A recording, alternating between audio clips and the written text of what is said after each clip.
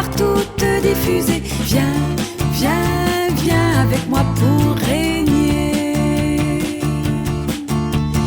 Dans ma volonté tu dois tout posséder, partout travailler, avec moi te reposer.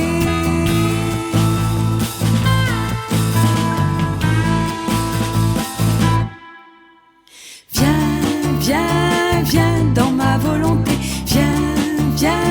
viens ici pour aimer, là-bas pour partager, partout te diffuser. Viens avec moi pour régner. Dans ma volonté tu dois te multiplier, partout tes oui dans les cœurs me voilà nouveau-né.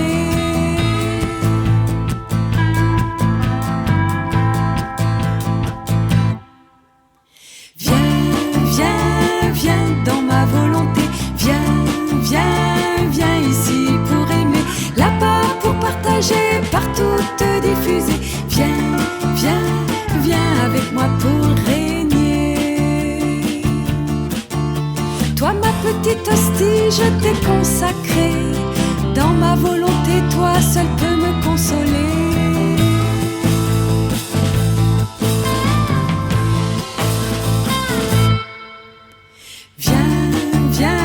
Viens dans ma volonté, viens ici pour aimer, là-bas pour partager, partout te diffuser. Viens avec moi pour régner.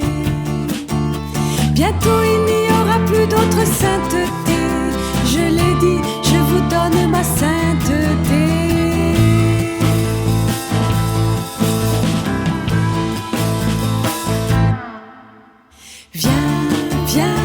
Viens dans ma volonté, viens ici pour aimer, là-bas pour partager, partout te diffuser.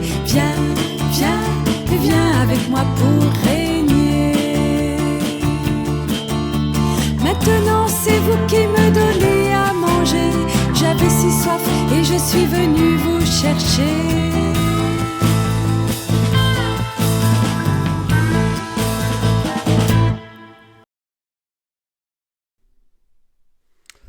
Voilà, bonjour à tous.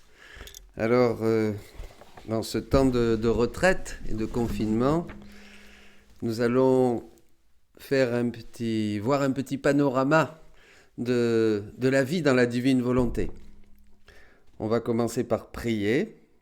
Je vais prendre la prière du sceau de la divine volonté. Mettons ta présence, Seigneur, avec un grand désir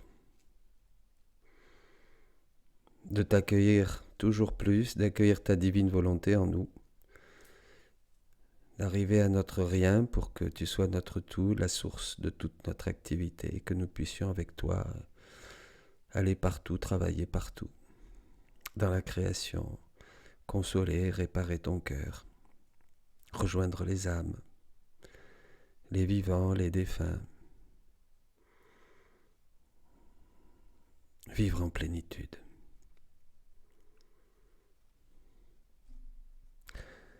Seigneur Jésus, ma vie, avec ta très sainte Mère, la Vierge Marie et toute la cour céleste, j'entre dans ta divine volonté, afin de pouvoir atteindre toutes les créatures passées, présentes et futures. Sur chacune, je veux apposer le sceau de ta divine volonté, afin que, dans le sang divin de l'agneau, ce sceau puisse les purifier et les protéger. Reçois par cette prière, Seigneur Jésus, de la part de l'humanité entière, toute la gloire qui revient à ta puissance, à ta sagesse et à ton amour. Amen. Voilà, mes amis, le petit catéchisme de la divine volonté. Ça va être quelques pistes. La divine volonté est une mer immense, donc il ne faut surtout pas s'inquiéter. Ce n'est pas une spiritualité nouvelle, c'est l'accomplissement de toute l'œuvre de la création et de toute l'œuvre de la rédemption. c'est le plan de Dieu. Donc, il faut commencer. Voilà, prier, chercher, lire les écrits, surtout, parce que c'est Jésus qui nous parle. Donc, commençons. La divine volonté. Un passage très important dans la première lettre de Saint Jean. Voyez quelle manifestation d'amour le Père nous a donnée pour que nous soyons appelés enfants de Dieu.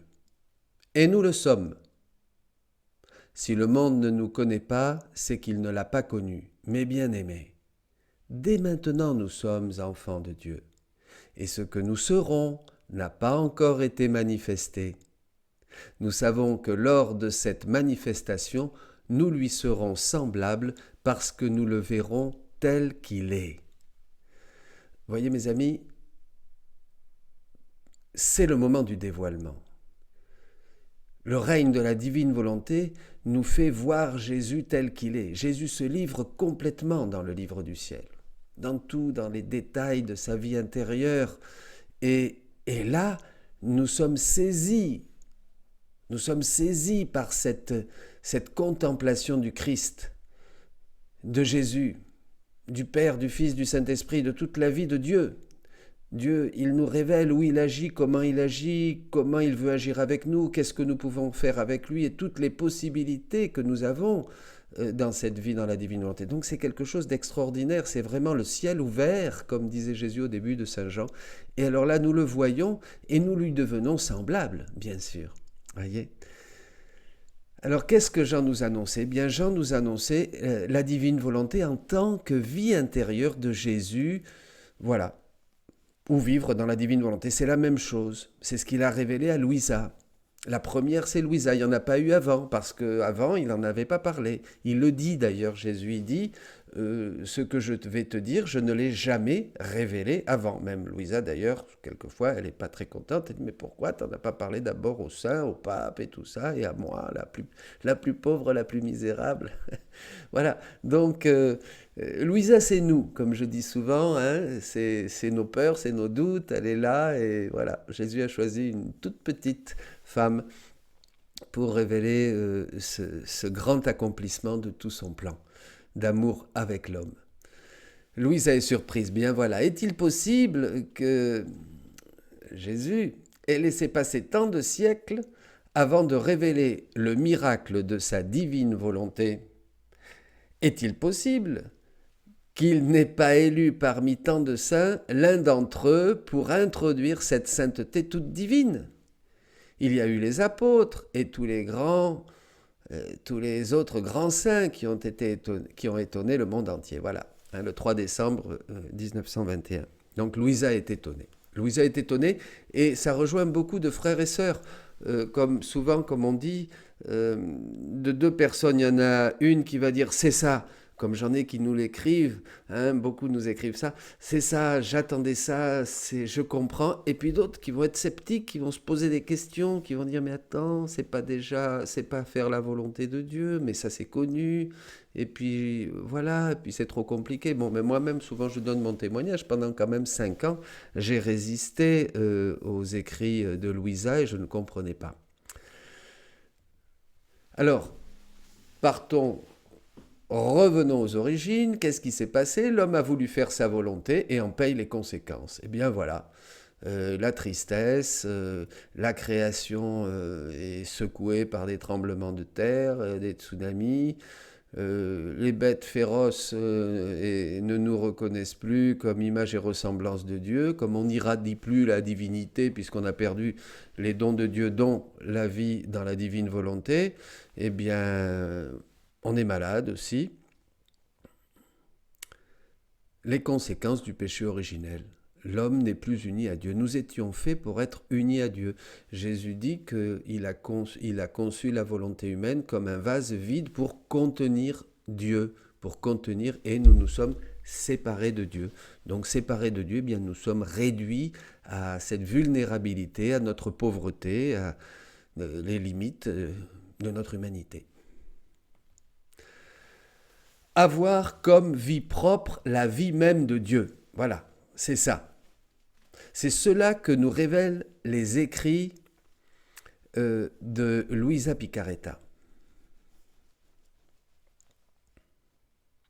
C'est la vie intérieure de Jésus et de Marie, mère de Jésus et notre mère. Et pourquoi ? Pour la restauration de l'harmonie originelle. Vous voyez, au début, Dieu, la divine volonté, était uni à l'âme, le corps aussi, et tout était en harmonie. Dieu régnait pleinement en nous, pleinement en Adam, et Adam était un pur écho, une pure correspondance d'amour dans tout ce qu'il était, tout ce qu'il faisait, tout ce qu'il regardait, tout ce qu'il pensait, tout ce qu'il disait, tous ses pas, tous ses gestes, sa respiration, ses battements de cœur, tout était divin. Adam était un petit Dieu, nous étions des petits dieux.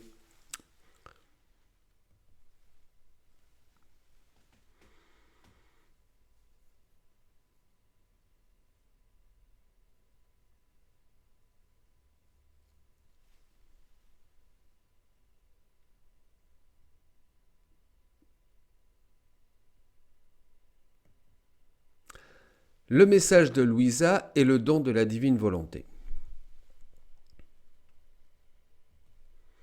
La divine volonté, c'est retrouver la beauté originelle.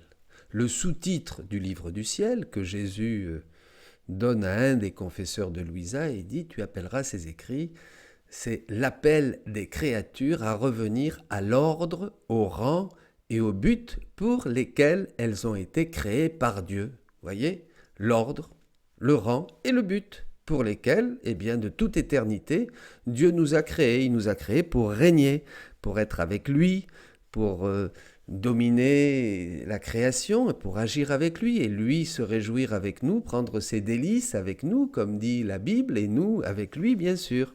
C'était le plan originel de Dieu, et ne pas être sous le joug d'oppression et de maladies et d'épidémies, comme nous en connaissons. Donc 2 textes de Saint Jean qui nous permettent de comprendre un petit peu comment Luisa a vécu cela, ou plutôt ce que Dieu nous dit à travers Luisa. Dieu choisit toujours des gens petits et des gens pauvres pour donner au monde un enseignement, un message. Ma doctrine n'est pas de moi, mais de celui qui m'a envoyé. Si quelqu'un veut faire sa volonté, il reconnaîtra si ma doctrine est de Dieu ou si je parle de moi-même. Et Jésus dit à la femme de Samarie, « Si tu savais le don de Dieu, et qui est celui qui te dit, donne-moi à boire. C'est toi qui l'aurais prié et il t'aurait donné l'eau vive. » Donc mettons-nous dans cette disposition, demandons au Seigneur d'ouvrir notre cœur à cette nouvelle Pentecôte sur nos vies et à travers nous sur le monde. Ce règne de Dieu dont parle Jésus, il est là, il est maintenant à la portée de notre foi. Dieu veut nous donner sa divine volonté, sainte, éternelle et toute puissante.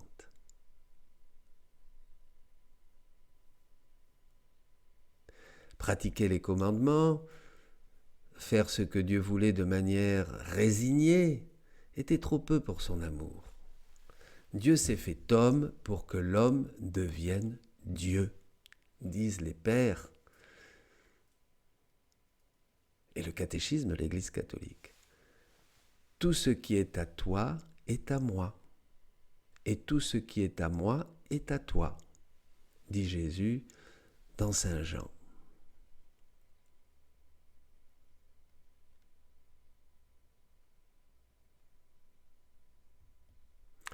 Dieu veut donc une correspondance parfaite. Voilà, comme Jésus. Nous avons été créés à l'image et à la ressemblance du Verbe incarné. Que fait le Verbe incarné? Que fait Jésus? Il glorifie le Père. Il adore le Père, il loue le Père. Eh bien, l'homme est fait pour cette parfaite communion avec le Verbe incarné, avec Jésus, pour faire vraiment la joie de Dieu pour lui correspondre parfaitement dans une pleine unité, une seule chose avec Dieu. Dieu veut que nous l'aimions avec son propre amour, sachant que notre cœur, c'est-à-dire notre volonté, était incapable d'aimer de manière divine, digne de Dieu. Maintenant, il veut nous faire le don de son propre cœur, de son adorable volonté, le cœur des trois personnes divines, afin que nous vivions avec elles leur vie et que nous prenions part à leurs œuvres, que nous puissions aimer comme elles aiment. C'est ce que dit aussi l'apôtre Pierre dans sa deuxième lettre au chapitre 1, verset 4. Dieu veut nous faire participants de sa nature divine. Vous voyez, ce sont des choses qui sont dans l'Écriture, mais au fur et à mesure que Dieu nous fait avancer dans l'histoire et à travers les siècles, eh bien, nous en percevons la dimension infinie. C'est trop peu que tu sois pour moi un serviteur, je fais de toi la lumière des nations, disait déjà le prophète Isaïe.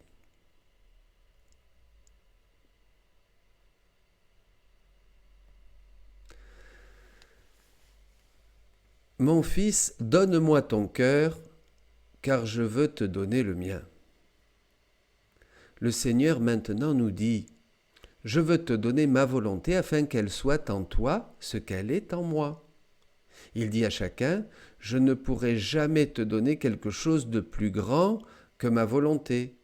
C'est mon tout, l'essence même de mon être divin, la source de tous mes attributs, de mon amour, de ma vie, de mes œuvres, de tous les biens et du bonheur infini. Si tu me donnes ta volonté, je te donne la mienne. C'est pour cela que j'ai créé la tienne, pour que tu puisses m'offrir ta petite volonté en échange de la mienne. Eh bien, faisons le don de cette volonté au Seigneur. Maintenant, dans une minute, dans une heure, à chaque moment de la journée. C'est très simple de vivre dans la divine volonté. C'est très exigeant, mais c'est très simple, parce que ce sont nos actes que nous offrons à Dieu et que nous faisons avec lui. Et nous l'invitons dans nos actes. Maintenant, je vous parle, eh bien, je dis, viens divine volonté, travaillez avec moi. Viens divine volonté, bougez ma langue. Viens divine volonté, respirez avec moi aussi. Et vous m'écoutez dans la divine volonté. Vous voyez, on actualise ce don de Dieu qui est toujours avec nous et qui nous fait agir en tout. On est seulement attentif. C'est pour ça que Louisa, Jésus dit souvent à Louisa, sois attentive, ne laisse rien passer. C'est vrai qu'après nous nous rendons compte que plus on fait d'actes dans la divine volonté, à travers les petites choses quotidiennes, Jésus dit, nous ne savons pas faire de choses difficiles. C'est l'intention qui va transformer nos actes quotidiens, nos actes de tous les jours, en actes divins. Balayer, manger, boire, respirer, dormir, marcher, parler, regarder, travailler. Voyez ? Si je t'ai fait connaître mon plus grand désir, ce n'est pas seulement pour t'apprendre quelque chose, mais pour te faire un cadeau, le grand don. Si je te le révèle, c'est pour te le donner. Oui, Jésus, quand il révèle quelque chose, c'est pour nous le donner. C'est pas pour nous faire miroiter quelque chose comme ça que nous n'aurons jamais. Il nous le donne. Il suffit de notre foi et d'un cœur disposé pour recevoir la grâce et le don de Dieu. Si tu me dis oui, je te prendrai au sérieux. Ta petite volonté humaine est d'une grande valeur pour moi. Je veux l'unir à la mienne, l'identifier totalement à la mienne, jusqu'à ne plus distinguer l'une de l'autre. Si tu ne donnes plus vie à ta volonté, si au lieu de la tienne, tu demandes toujours la mienne, viendra un moment où tu sentiras seulement la vie de ma volonté, et ainsi tu agiras en tout d'un mode divin, comme Dieu, comme ce vrai Fils de Dieu que tu es. Tu auras à ta disposition ma toute-puissance, ma sagesse, mon éternel amour. Je regarderai à mon Fils Jésus et je te verrai à toi. Comme regardant ainsi, depuis l'éternité, son adorable humanité, je t'ai vu à toi et à toutes les créatures. Marie, toute sainte la première. Ainsi, te regardant à toi, je pourrai voir tout et tous en toi, et même moi-même.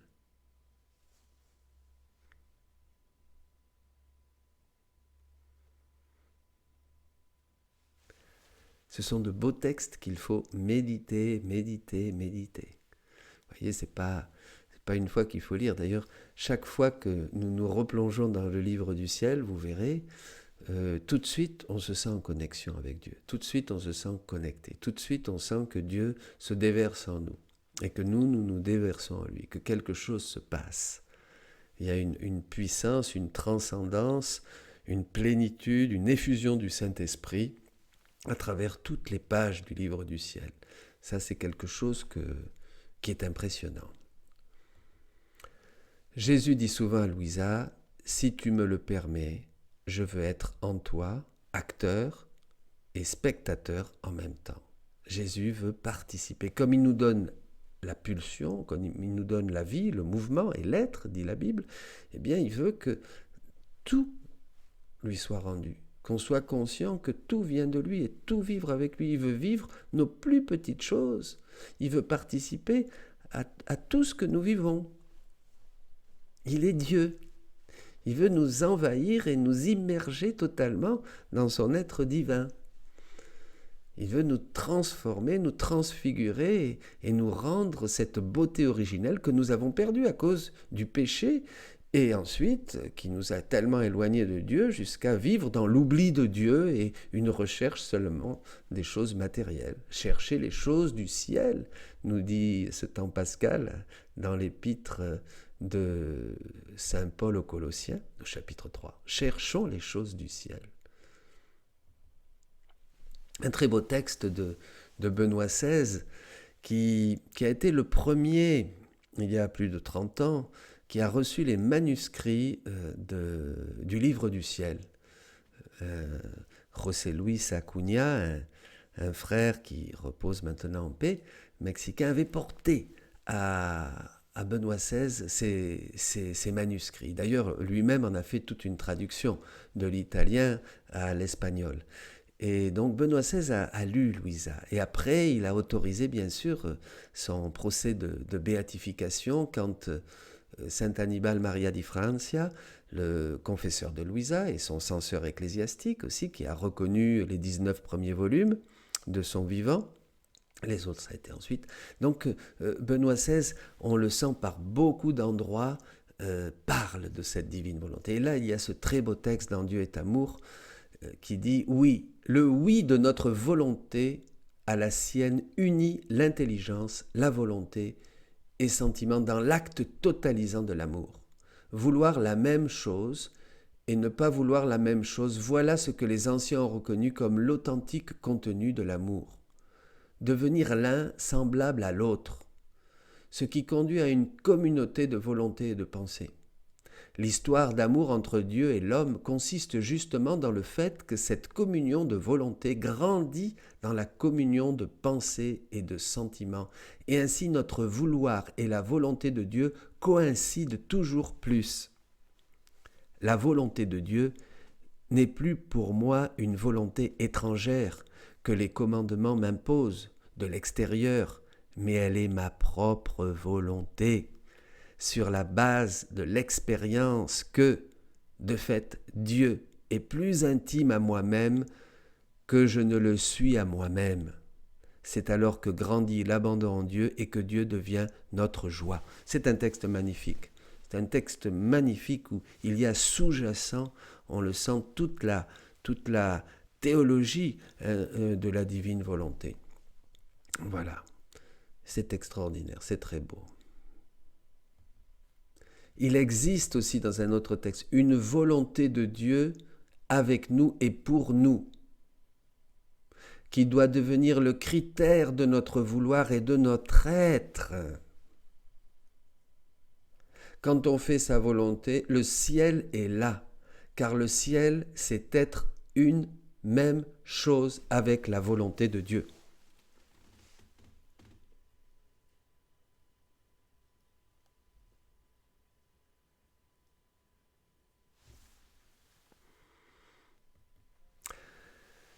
La spiritualité de Luisa Picarretta. Il y a beaucoup de mystiques qui ont enrichi l'Église avec des enseignements, fruits de leur expérience de Dieu, depuis 2000 ans, depuis la résurrection de Jésus, depuis la naissance de l'Église le jour de la Pentecôte. Et chacun a apporté une lumière, a fondé une famille. Nous avons là Josefa Menendez, qui n'est pas encore, qui est sur le chemin. Nous avons ici Sainte Faustine. Jésus lui a révélé la miséricorde de son cœur. Nous avons là Conchita Cabrera, les derniers saints, c'est les derniers modèles de sainteté. Il y en a beaucoup, là j'en ai mis quelques-uns, juste pour illustrer notre propos.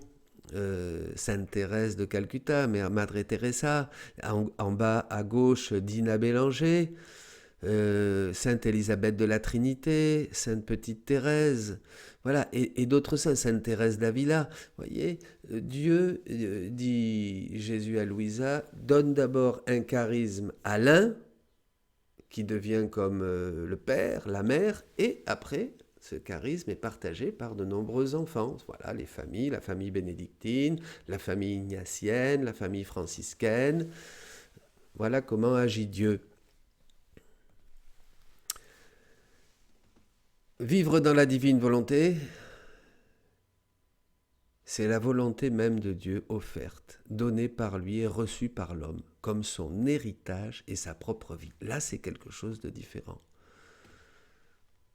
C'est pour ça que c'est difficile que Luisa soit canonisée rapidement comme cela, parce que c'est grand, vous comprenez, ce n'est pas seulement une spiritualité, on fait un autel, on a vérifié l'héroïcité de ses vertus, la pauvre elle a été couchée pendant plus de 60 ans sans manger, sans boire, sans dormir, donc ça, et puis voilà, on la canonise, non.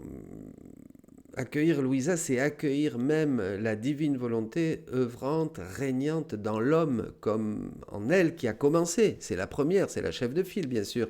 Mais ça veut dire, c'est un passage, mes amis. C'est un passage énorme. C'est comme passer de la loi mosaïque à la foi en Jésus-Christ.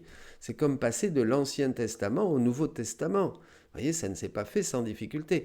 C'est pareil, c'est quelque chose que l'on va commencer à découvrir. Là, nous sommes à la charnière, bien sûr, et nous sommes très chanceux d'avoir toutes ces merveilles, tous ces trésors. Vous vous imaginez, nous connaissons Jésus beaucoup plus que l'ont connu les apôtres. D'ailleurs, Jésus le dit dans un passage très beau, que vous pourrez même télécharger, je crois. Je ne me rappelle plus le livre, mais il est sur le site, où il dit que ceux qui connaissent vraiment, qui le connaissent vraiment, sont ceux qui ont sa divine volonté, œuvrant en eux. Que ce n'est pas de l'avoir connu dans son temps de Nazareth, ou de dire « Ah, c'était merveilleux ». Non, c'est ça la connaissance de Dieu. Et la connaissance de Dieu de Jésus ne vient que quand on le connaît dans et par sa divine volonté, et que nous accueillons tout ce qu'il nous partage. Voilà. Donc là, c'est son héritage et sa vie propre que nous accueillons, mes amis. Alors la doctrine spirituelle de Luisa, la petite fille de la divine volonté,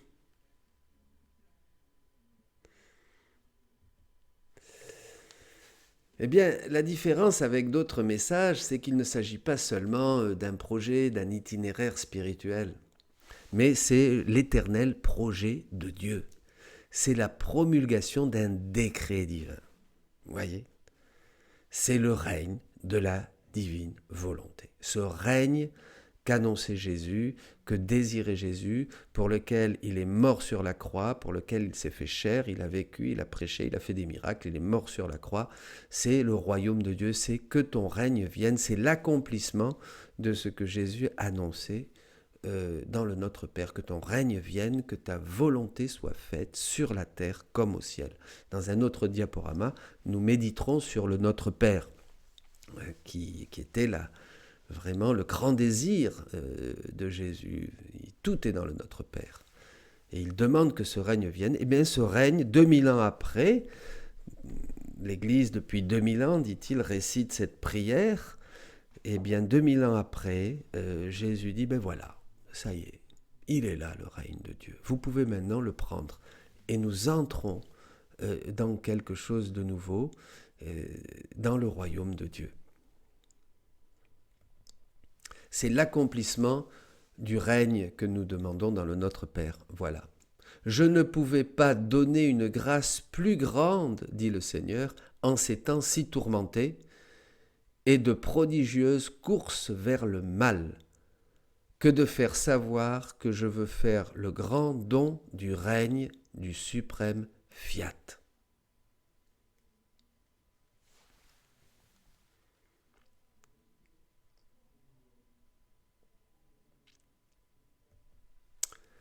Donc à partir de Louisa, la volonté de Dieu doit se réaliser d'une manière nouvelle sur la terre, de la même manière qu'elle se fait au ciel.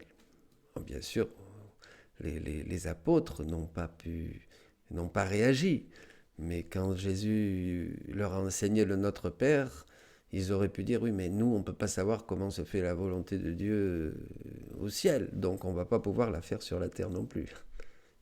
Eh bien, c'est ce que Jésus nous révèle dans le livre du ciel. Je viens pour demeurer avec vous, pour avoir une vie commune et vivre avec une seule volonté, avec un seul amour. Vous voyez comme cette phrase fait écho à ce que disait le Saint-Père Benoît XVI.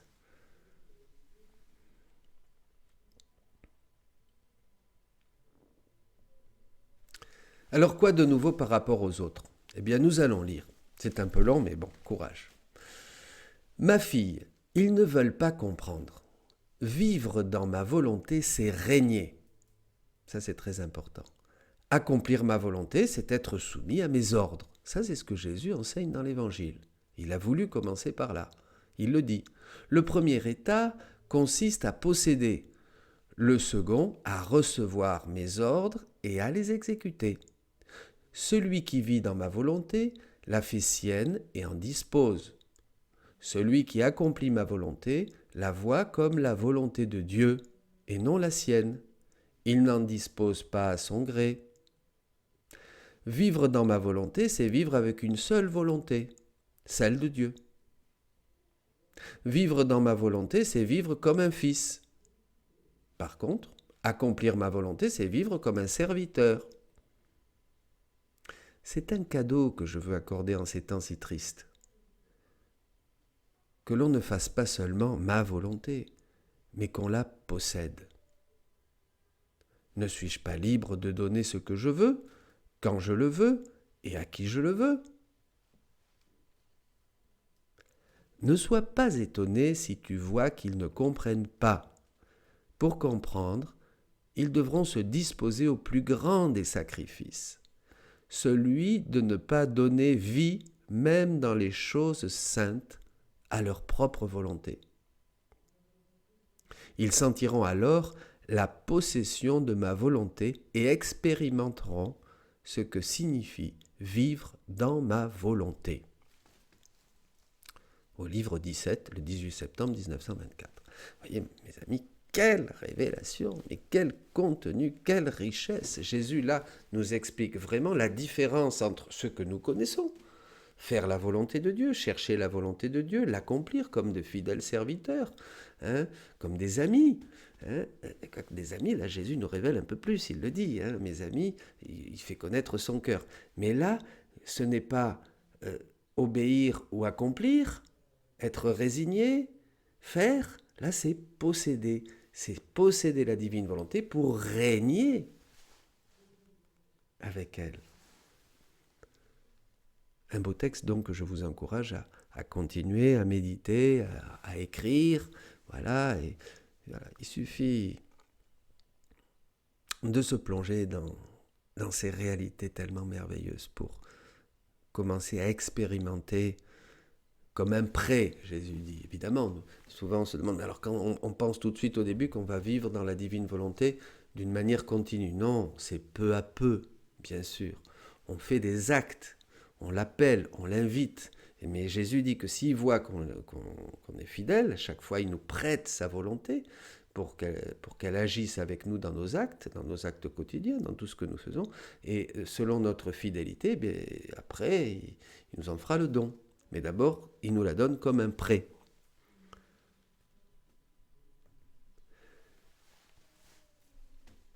Divine volonté et divin vouloir. D'abord, disons que la divine volonté est au-delà de tout ce qu'elle même fait. Elle est la source et la cause suprême de tout, ce que Dieu est. C'est comme le moteur intime de Dieu qui donne la vie à tout ce qu'il est et tout ce qu'il fait et à toutes ses œuvres. C'est le cœur des divines personnes.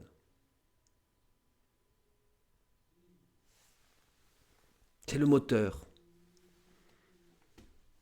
qui agit dans la création, qui agit dans la rédemption, dans les mystères de Jésus, qui agit dans la transubstantiation du pain et du vin, qui agit dans tout, qui agit dans les sacrements, qui agit dans nos cœurs, qui fait tout.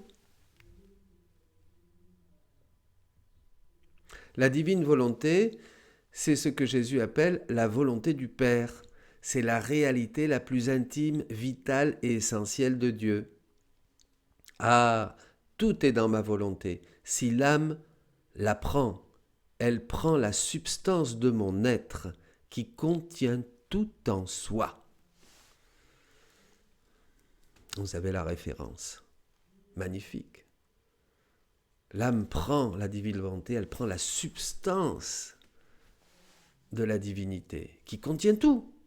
Donc, une fois que nous sommes dans la divine volonté, bien, nous allons à la source de toutes choses, à la source de la création, à la source des sacrements, à la source des mystères de Jésus.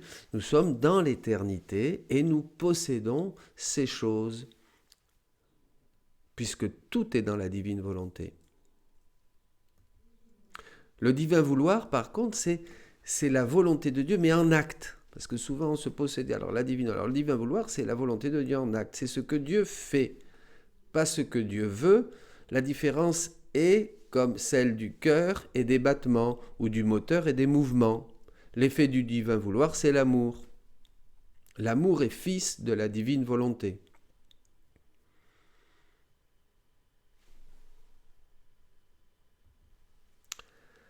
Prie et tu croiras. Crois et tu le vivras. Vis-le et tu comprendras. Amen, fiat.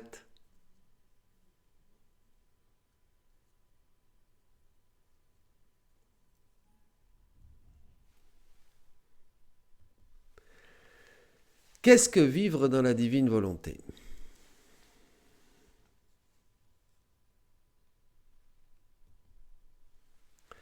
Nous l'avons vu, ce n'est pas faire la volonté de Dieu comme la faisaient tous les saints.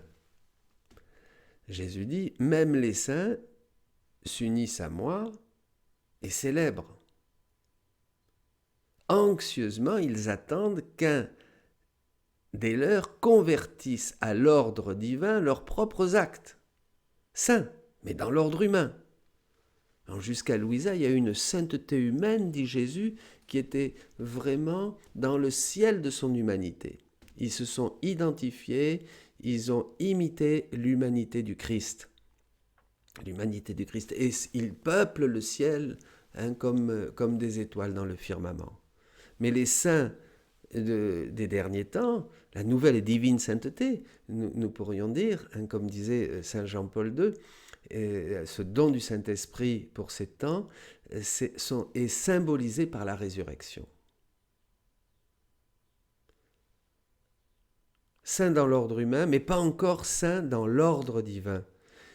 Il prie pour qu'immédiatement c'est ce que font tous les saints du ciel, il n'y a pas de concurrence, ils ne sont pas en compétition avec nous, je fasse entrer des créatures dans cet environnement divin et qu'ainsi toutes leurs actions soient immergées dans la divine volonté. Vous voyez, comme il n'y a pas de dispute et de jalousie entre Jérémie, Isaïe et Thérèse de l'Enfant Jésus, ou Saint Jean de la Croix, ou Saint Thomas, et notre Père Abraham dans la foi.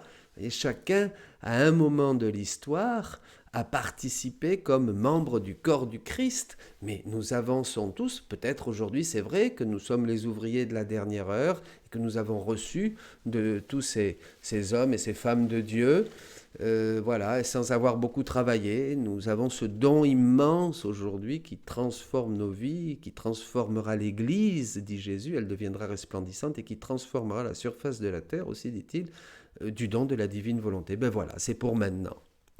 Pourquoi? Ben vous demanderez au bon Dieu. Je ne sais pas, c'était maintenant, c'est le temps. C'est lui, c'est un décret divin, comme il y a eu le décret de la création, il y a eu le décret de la rédemption, hein, les trois fiat, le fiat de la création, le fiat de la rédemption, et maintenant le fiat voluntas tua, le décret du don de la divine volonté, pour que l'homme revienne, c'est ça, le but. La rédemption n'était pas un but en soi, c'est pour ça que Jésus dit que le don de la divine volonté, c'est plus grand que l'œuvre de la rédemption. Parce que c'est vraiment le pourquoi de l'incarnation rédemptrice de Jésus, vous comprenez? C'est le fruit. Voilà. Nous étions un peu arrêtés seulement à l'idée du salut. Nous sommes sauvés en Jésus, amen, alléluia, et voilà. Mais en fait, ça va beaucoup plus loin. Mais nous ne pouvions pas savoir ces choses, puisque Dieu ne l'avait pas encore révélé. J'ai encore beaucoup de choses à vous dire, dira Jésus à ses apôtres. Voilà, demandons à la Vierge Marie, reine du royaume de la divine volonté. Il y a un très beau livre que je vous conseille, on le médite au mois de mai, mais comme disait un prêtre, je vous conseille moi de le méditer le plus souvent possible. C'est Marie qui, pas à pas, enseigne jour après jour à sa fille, à Louisa et à chacun de nous, comment entrer, comment vivre dans le royaume de la divine volonté. Elle est notre mère et c'est la première qui a vécu avec sa naissance sur terre. C'était la renaissance de la divine volonté sur la terre. Son assomption au ciel, c'est le triomphe de la divine volonté. Marie, comme elle l'a fait à Louisa, et elle veut le faire aujourd'hui avec chacun de ses enfants, pour que nous apprenions à entrer dans ce royaume et à laisser régner la divine volonté en nous comme elle a régné en elle depuis sa conception.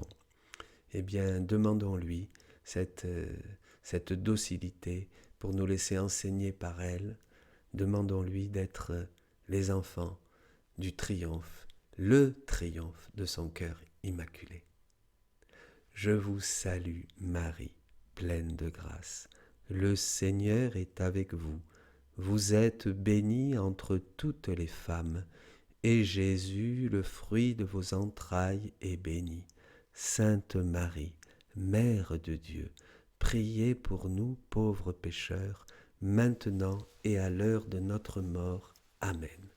Et je vous donne la bénédiction du Seigneur, que la grâce du Saint-Esprit visite et consume vos cœurs, que ce feu brûle en vous, que votre foi devienne toujours plus vive, et que vous soyez disposés à accueillir ce grand don de Dieu, le plus grand don que Dieu fait à l'humanité. Qu'il vous bénisse, qu'il vous protège, qu'il vous garde, lui qui est Père, Fils et Saint-Esprit. Amen. Fiat.